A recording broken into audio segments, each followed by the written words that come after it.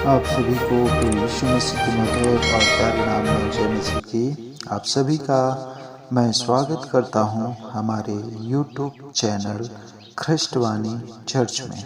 आज की कहानी है परमेश्वर द्वारा मूसा को बुलाए जाने की कहानी।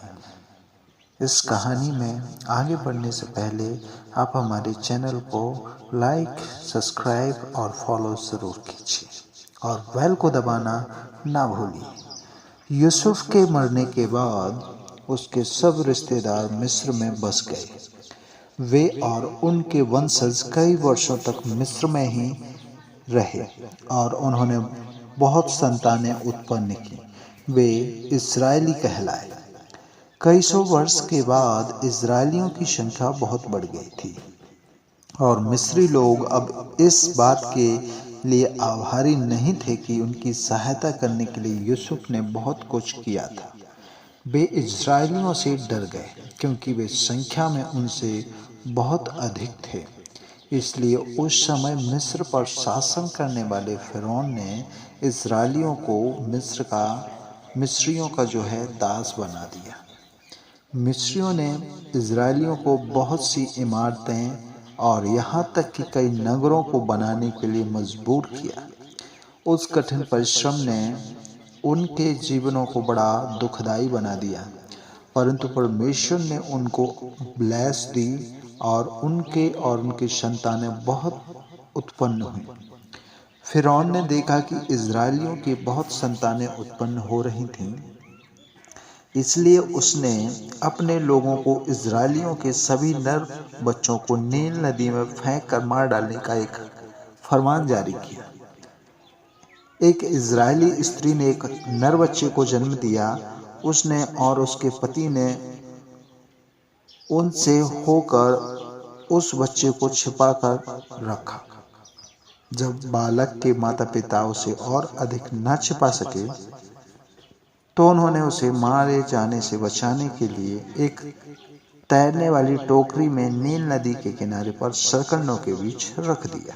उसकी बड़ी बहन ने यह देखने के लिए उसकी निगरानी की कि उसके साथ क्या होगा। फिरौन की पुत्री ने उस टोकरी को देखकर उसके भीतर झांका। जब उसने एक बच्चे को देखा तो उसने उसे अपने बच्चे के रूप में ले लिया। उसने एक इजरायली स्त्री को उसे दूध पिलाने के लिए काम पर रखा, बिना यह जाने कि वह उस बच्चे की वास्तविक माता थी। जब वह बच्चा इतना बड़ा हो गया कि अब उसे अपनी माता के दूध की आवश्यकता नहीं थी, तो उसने फिरौन की पुत्री के पास उसे लौटा दिया। उसका नाम मूसा रखा। एक दिन जब मूसा बड़ा हो गया था तो उसने देखा कि एक मिस्री एक इजरायली को पीट रहा है। मूसा ने अपने साथी इजरायली को बचाने का प्रयास किया। जब मूसा ने सोचा कि उसे कोई नहीं देखेगा तो उसने उसे मिस्री को मार डाला और उसके शव को दफन कर दिया। परंतु मूसा ने जो किया था उसे किसी ने देख भी लिया। फिरौन को मालूम हो गया कि मूसा ने क्या किया है। उसने उसे मार डालने का प्रयास किया, परंतु मूसा मिस्र से जंगल में भाग गया।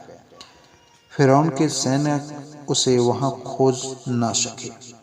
मिस्र से दूर जंगल में मूसा एक चरवाहा बन गया था। उसने वहां एक स्त्री से विवाह भी कर लिया और उसके 2 पुत्र भी उत्पन्न हुए।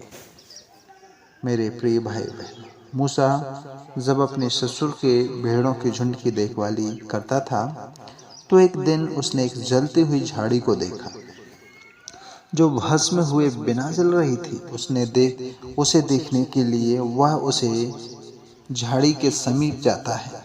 जब वह उसके पास पहुंचता है तो परमेश्वर ने उससे बात की। उसने कहा, हे मूसा, अपने जूतों को उतार दे, तू एक पवित्र स्थान पर खड़ा है। परमेश्वर ने कहा, मैंने अपने लोगों के दुखों को देखा है। मैं तुझे फिरौन के पास भेजूंगा ताकि तू इस्राएलियों को मिस्र के दासत्व से निकाल लाए। मैं उनको कनान देश दूंगा, वह देश जिसका मैंने अब्राहम, इसहाक और याकूब से प्रतिज्ञा की थी। मूसा ने पूछा, अगर लोगों ने जानना चाहे कि मुझे किसने भेजा है तो मैं क्या कहूँगा? परमेश्वर ने उससे कहा, जो मैं हूँ सो हूँ, उनसे कहो, मैं हूँ ना तुम्हारे पास भेजा है। उनसे यह भी कहो कि तुम्हारे पूर्वजों अब्राहम, इसहाक और याकूब का परमेश्वर यहोवा ही है। मेरा नाम सदा यही रहेगा। मूसा डरता था और फिरौन के पास जाना नहीं चाहता था, क्योंकि उसने सोचा कि वह अच्छे से नहीं बोल पाएगा।